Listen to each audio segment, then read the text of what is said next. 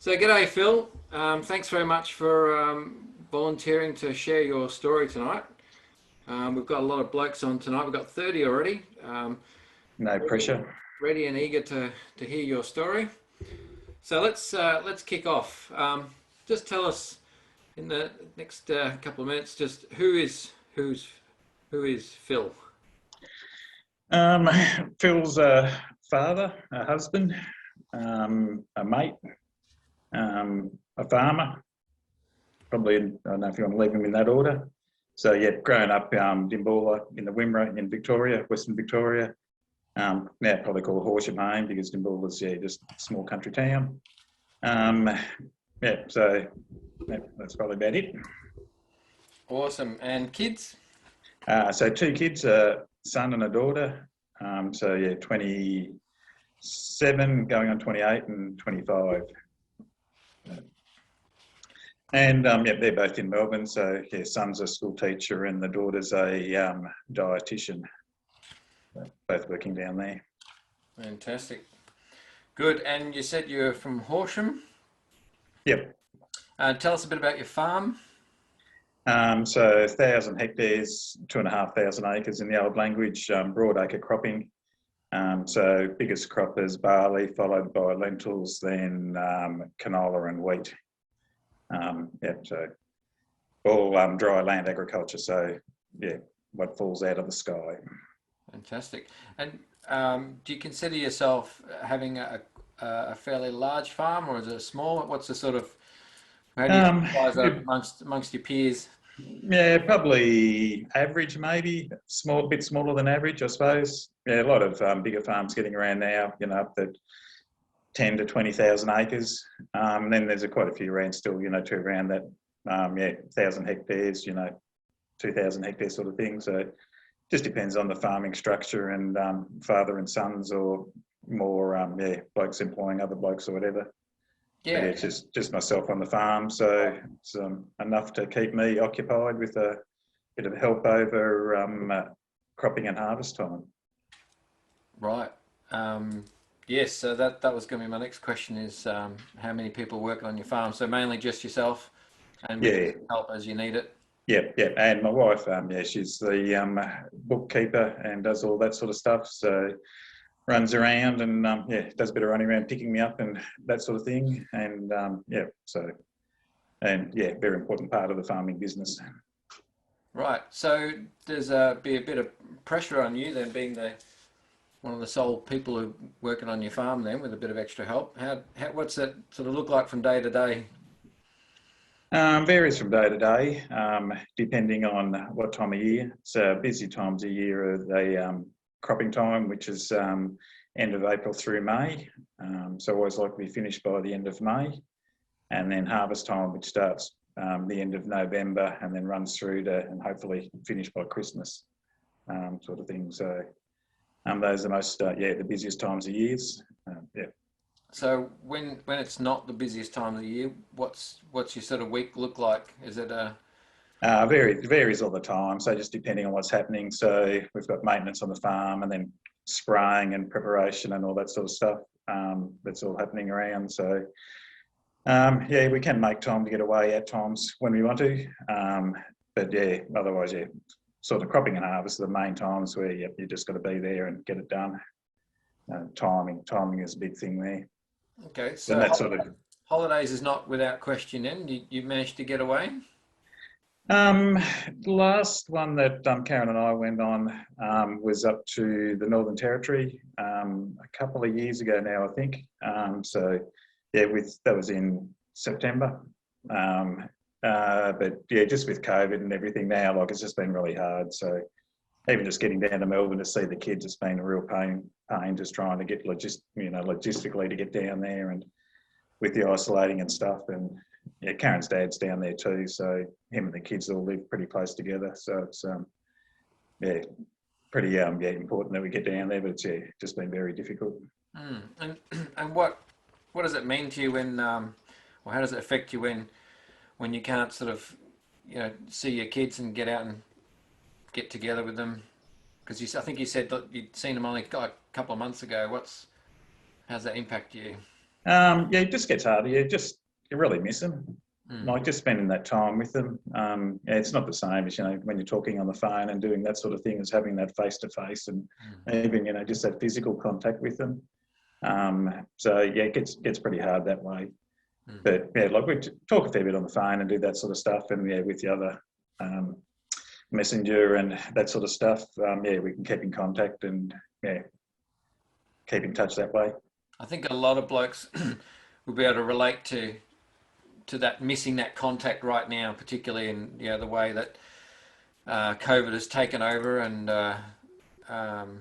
it's forced a lot more people into lockdown right now right around our country. So I think a lot of blokes will be able to relate to that, missing that contact and being able to catch up with loved ones. So we're all feeling that, I think, at the moment. So Yeah, that gets pretty hard. Like I really feel for, the people who have lost loved ones too, like just trying to organise funerals and that sort of stuff, and, can't go to funerals or whatever. And yeah, it'd be really, really hard. So we're probably, pretty blessed that we haven't had to deal with any of those issues just at the moment. So absolutely.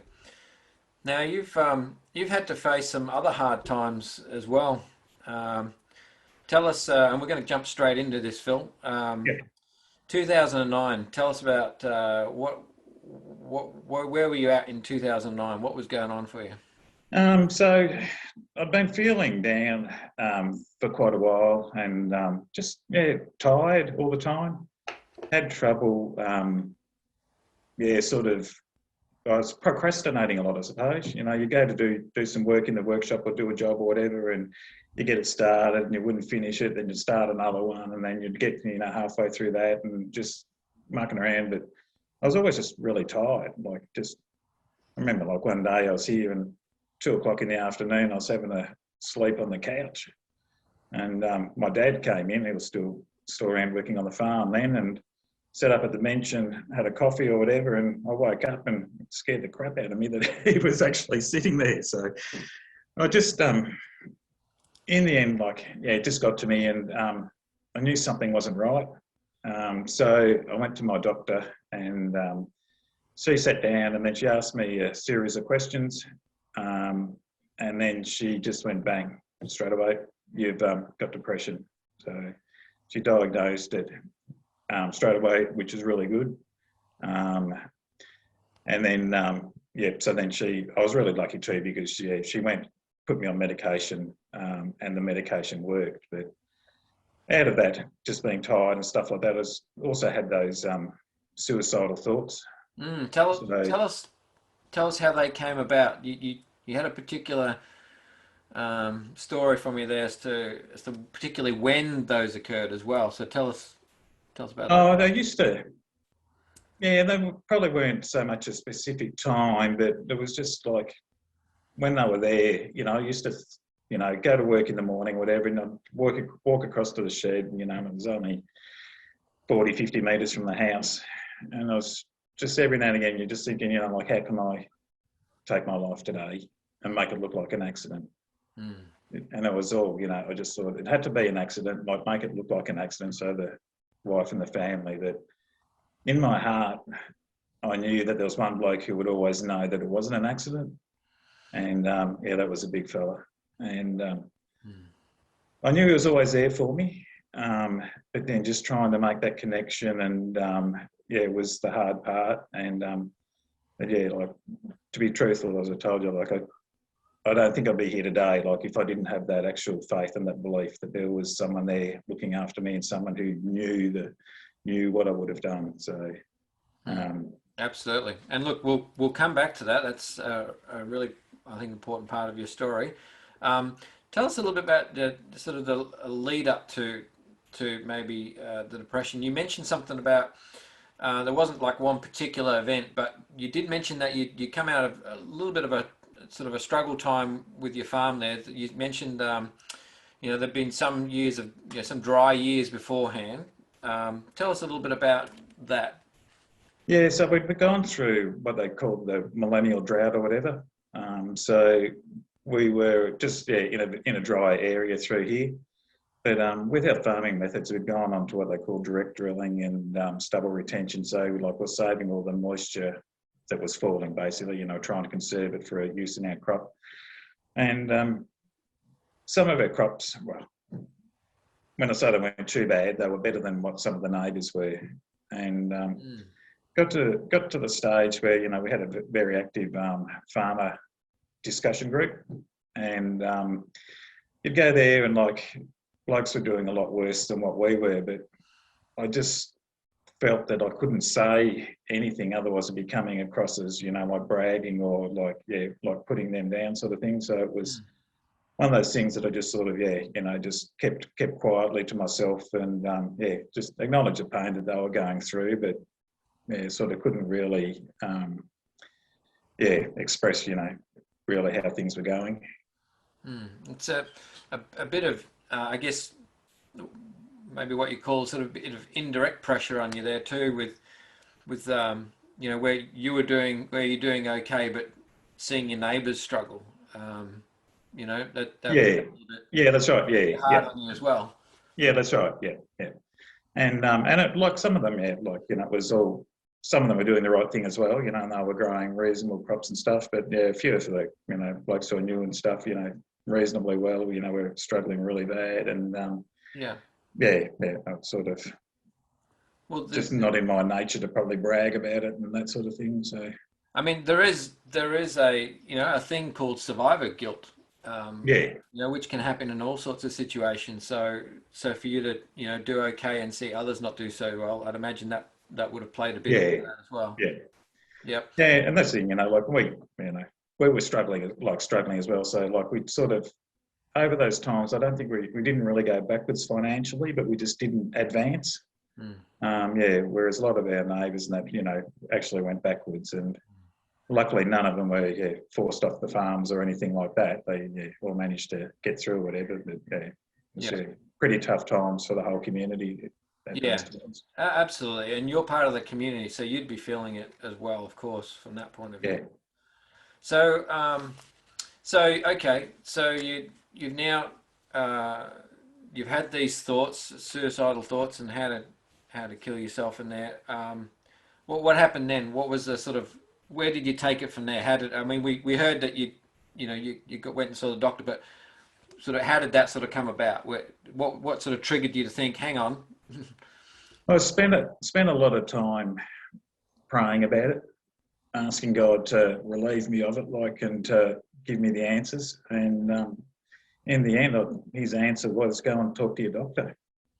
And so that's what I did. And I was just so blessed. Like, I think she put me on these new tablets that were out, and bang, I reckon within a week I was back to 80% of my old self sort of thing. So I don't know too whether it's sort of some of the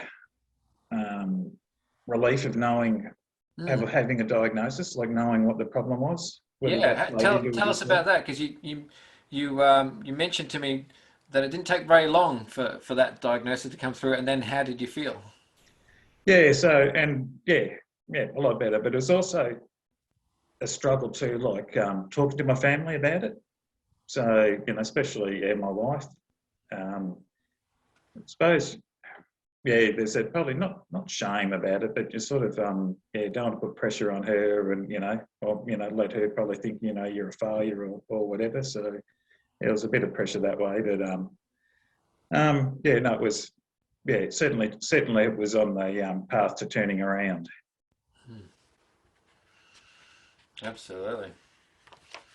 All right, let's delve into faith, and obviously God had played a big part in there in guiding you to some people with lots of wisdom to help you out. So tell us about your faith.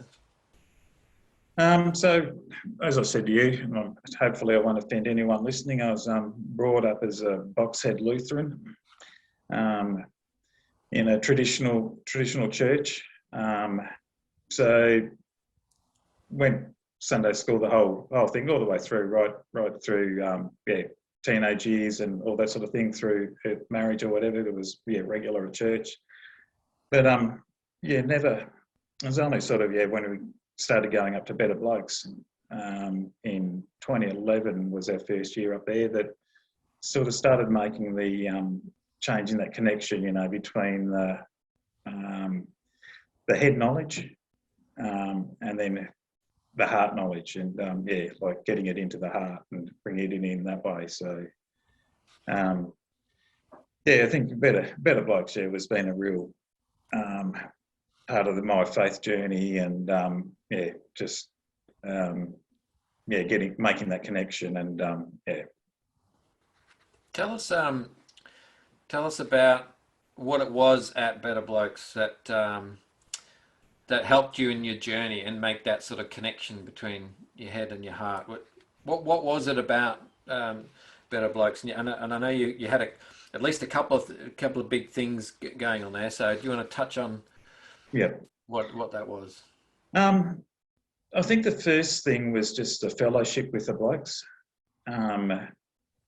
So first year we went up was 2011, and Pastor Dave, who was in Horsham, where we were worshipping at the time, where we worship still, must have seen it advertised or whatever, and we're just starting off a men's group in Horsham. Steve Kramer sort of had his shed opened up, and things were just starting to kick off. And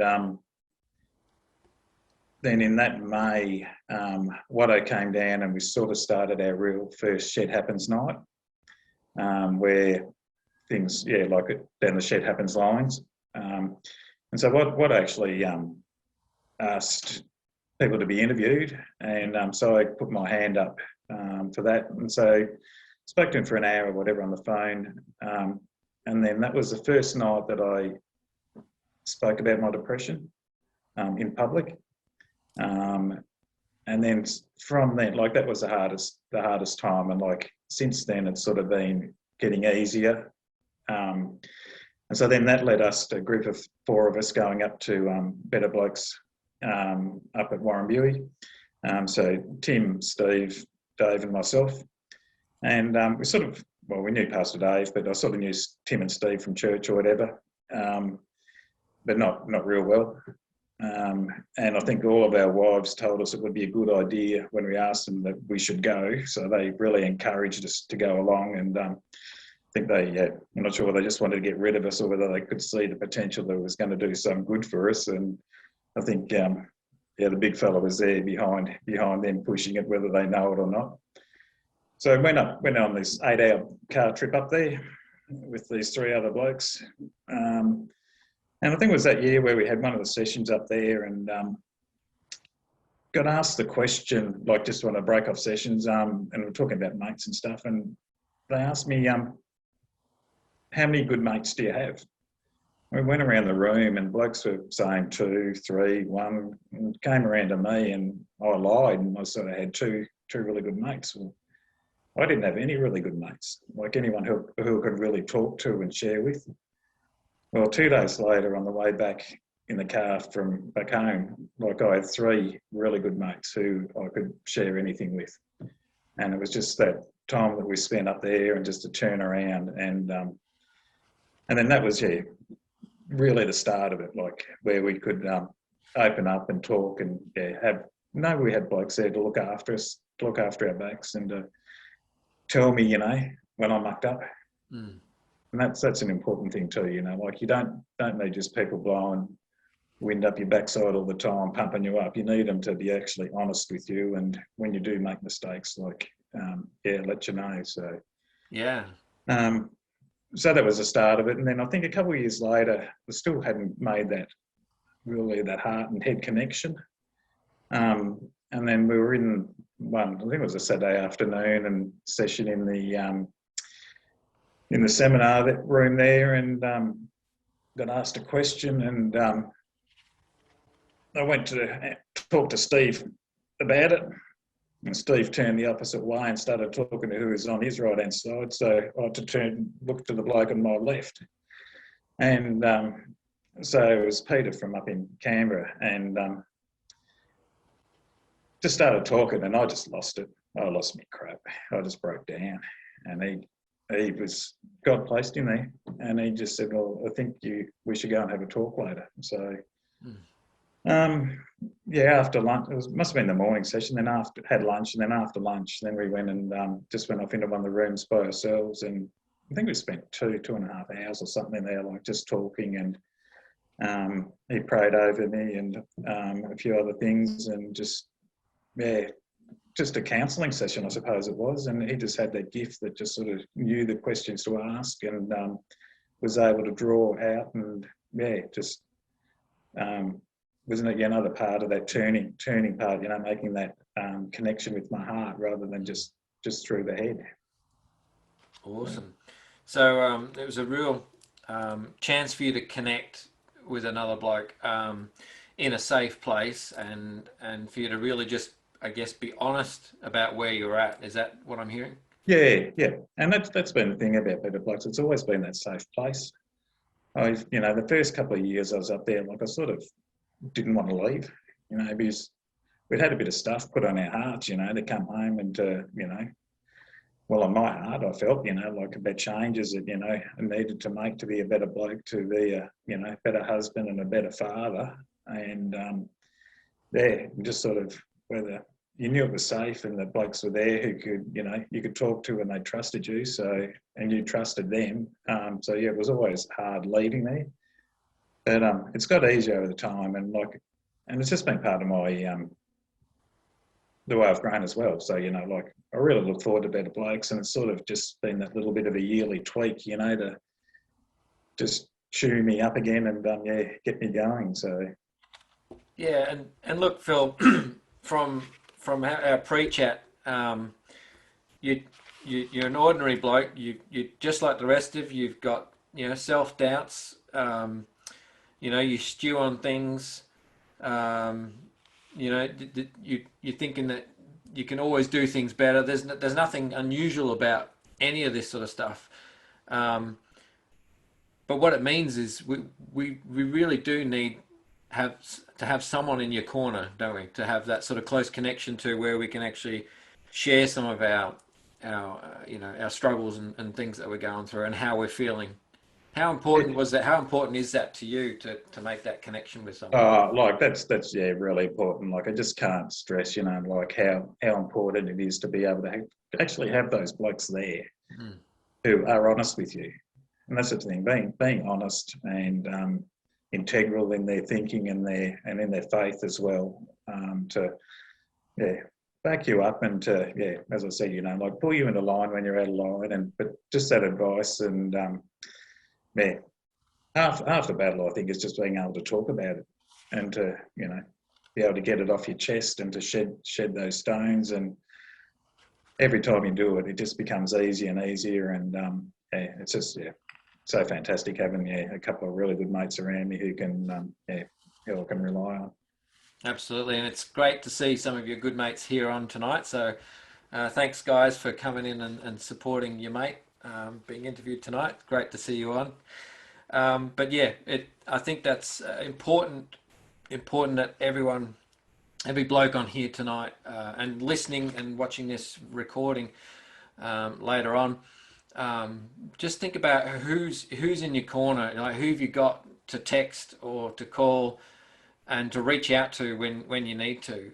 It's just like Phil's already said, it's just so important to have someone in your corner that you can talk to in there. So have a think about that, and see if you need to make a few more connections. And look, we've got plenty of blokes on here. We've got 31 blokes already on tonight just listening to this, and there'll be countless blokes wanting to watch this, I'm sure, on the video when we put that out.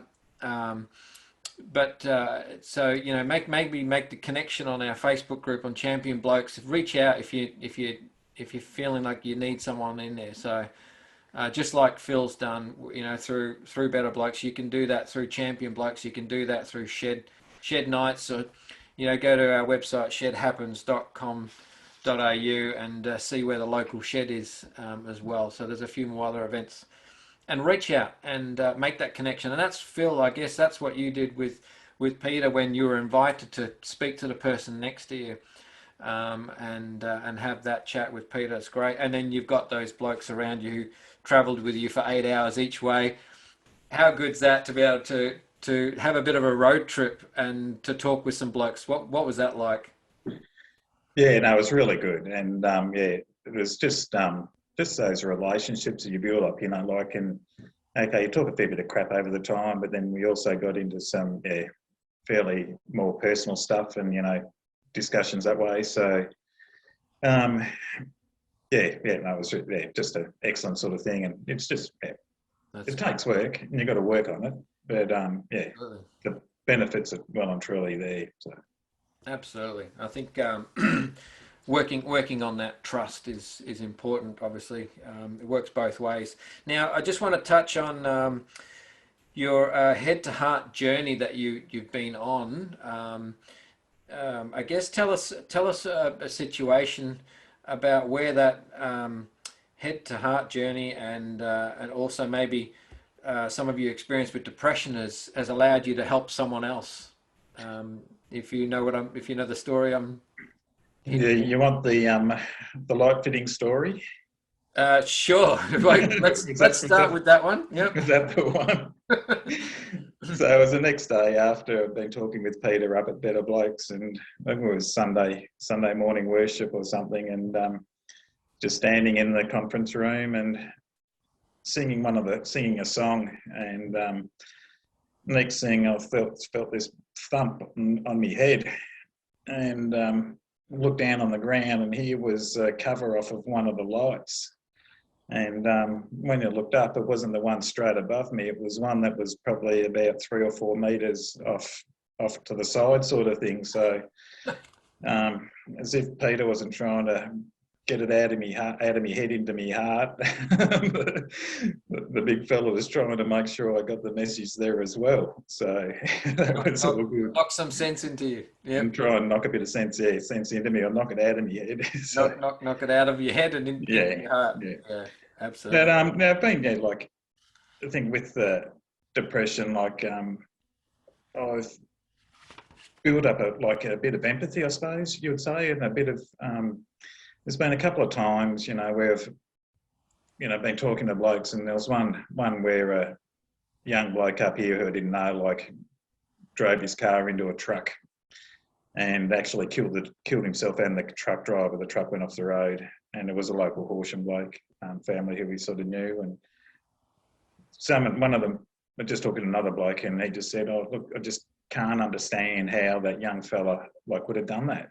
And I just said, "I do. Like, I know the stage you can get to where that's an option." And same happened, with one of my son's mate. He put his chute into a tree and took his own life. And it gave me the chance then to sit down with my son and my daughter, who was home at the time as well, and my wife, and that, I just talked to them about it, and just, I can't fully explain how I felt or whatever, but just the feeling of it's when you're not your real self when you're in that stage. You're not your true self. So when people, they still going through that, they still love you, and they love their families, and they love their friends or whatever, but they just can't, they don't stop that, but they just can't see the light, and this is just the only option to them, when you're going through it, you could show me a piece of paper and tell me it was black, and I would swear it was white. And that's, the sort of thing, you just can't make that change, that connection. It's just your perception of things at the time. So, but yeah, so I can, just empathise, I think, and just try and, provide a bit of comfort to, people who are sort of struggling with those sort of things as well, those situations as well. Yeah, that's good, Phil. That's really good. Thanks for sharing that. And also tell us, you had one more story about your head to heart journey and how that's affected your relationship with your father. With my father. Yeah. Yeah. So I think, just through the, you know, the whole journey through, like, and I would have started with Better Blokes and through getting over my depression and that, and or Better Blokes too, like just the communication and stuff. Was I worked with my father on the farm ever since I was 18, and probably when I came home when I was 18, but it would have been, you know, before then through school and that. And I think it's only been, you know, in the last 10 years that I've really developed what I'd call a relationship with him, a loving relationship. I always loved him, but like just to be able to talk to him and to be on that, more personal connection with him. And it's just being able to open up and to talk, and so it's been a lot closer. And I don't think like I can't remember him ever really giving me a hug or anything like that. But now that happens, and it's all sort of just that becoming more personal and more And same as my son and daughter, you know, like son when he was, you know, 16, you give him a hug and he just bloody push you off and say, "What are you doing?" And well, now he comes up and just gives you a big hug, and just every time we see, you know, don't just shake hands or do anything, like it's always a hug, and you know. So how good is that? How good is it to give and receive a hug, Phil, for you? No, it's bloody beautiful. Absolutely, good one. It's absolutely good. So and like that, so like, and we just it's helped me just open up and to be able to communicate better. Like probably always been a bit of an introvert and not, you know, outgoing. So it's just a journey, and you know, and I think I've learned to accept me for how God made me, with all my flaws and with all my good points. And like you think, I should change, but I know no, God's made me the way I am.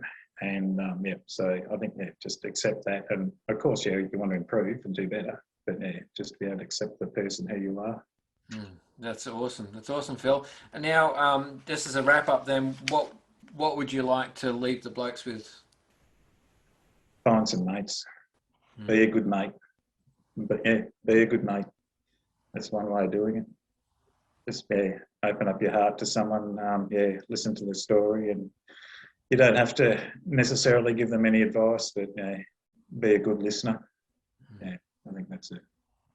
Absolutely. Well, thanks, Get Phil. good blokes around you. Yep, definitely get at least one other bloke around you. Yep, that's good. Thanks so much, Phil. You're a champion son of the king. Thank you so much for your time tonight and for sharing your story. It's been absolutely awesome and a pleasure to have you on. Thank you. No worries. Good. Thank you.